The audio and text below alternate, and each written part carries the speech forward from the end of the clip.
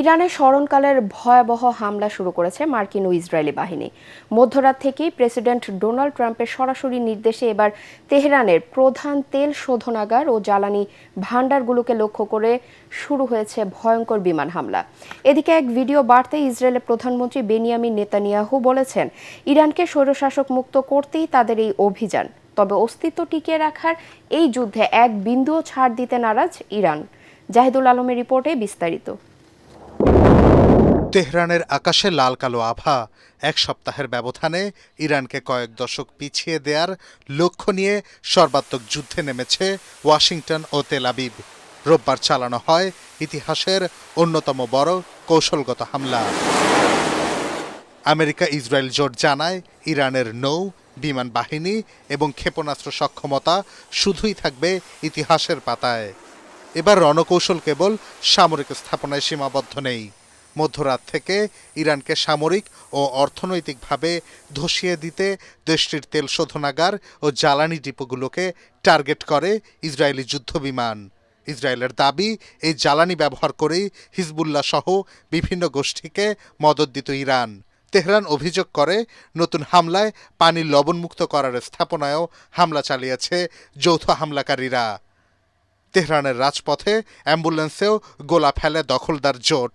লেবাননেও হামলা অব্যাহত রেখেছে দখলদার বাহিনী। সেখানে মধ্যরাতে চালানো হামলায় একটি হোটেলে 4 জন সহ মোট 41 জন নিহত হন। এদিকে মার্কিন প্রেসিডেন্ট ট্রাম্প বলেন, ইরানের ক্ষেপণাস্ত্র উৎক্ষেপণ সংরক্ষণ কেন্দ্রগুলো প্রায় ধ্বংস হয়ে গেছে। তিনি বলেন, কোনো সমঝোতা নয়, বরং ইরানে শান্তিপ্রিয় এক সরকার প্রতিষ্ঠা করবে ওয়াশিংটন।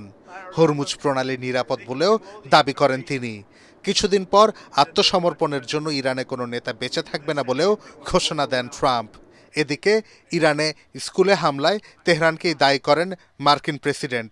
একই সাথে আইআরজিসির হাতে মার্কিন সেনা আটকের দাবিও প্রত্যাখ্যান করেন তিনি। অন্যদিকে তেহরানের আকাশের পূর্ণ নিয়ন্ত্রণ দাবি করে ইসরায়েলি প্রধানমন্ত্রী বেনিয়ামিন নেতানিয়াহু বলেন, এই হামলার লক্ষ্য ইরানকে বিভাজন নয়, বরং মুক্ত করা। এদিকে ইরানের হামলায় কুয়েতে নিহত 6 মার্কিন সেনার কফিন যুক্তরাষ্ট্রে পৌঁছেছে। এ সময় মার্কিন সংবাদ মাধ্যমগুলো জানায়, 70% আমেরিকান এই যুদ্ধের বিপক্ষে। ইরানও জবাব দিচ্ছে পুরোদমে। দেশটির সামরিক বাহিনী বলছে, আমেরিকা জোটের জন্য এখনও চমক রয়েছে তাদের ভান্ডারে। ইসরায়েলের হাইফা তেল শোধনাগার লক্ষ্য করে ক্ষেপণাস্ত্র ছুড়েছে দেশটির বিপ্লবী গার্ড। সৌদি আরবের আকাশেও 15টিরও বেশি ড্রোন ধ্বংসের দাবি করেছে রিয়াদ। কুয়েতের আন্তর্জাতিক বিমানবন্দরে তেল ট্যাঙ্কারে হামলার পর তেল উৎপাদন কমিয়ে দিতে বাধ্য হয়েছে দেশটি।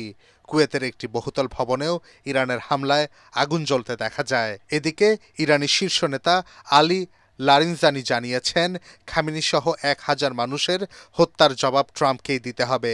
একই সাথে যেসব দেশ মার্কিন জোটকে ইরানে হামলার সহযোগিতা করবে, তাদের কাউকে ছাড় দেয়া হবে না। একদিকে ইসরায়েল বলছে তারা ইরানকে মুক্ত করতে চায়, অন্যদিকে ইরান বলছে এটি তাদের অস্তিত্বের লড়াই। পাল্টাপাল্টি এই অবস্থানে মধ্যপ্রাচ্যের মানচিত্র বদলে যাবে নাকি বিশ্ব পরাশক্তির পরিবর্তন ঘটবে, তারই অপেক্ষায় পুরো দুনিয়া। জাহিদুল আলম, এটিএন বাংলা।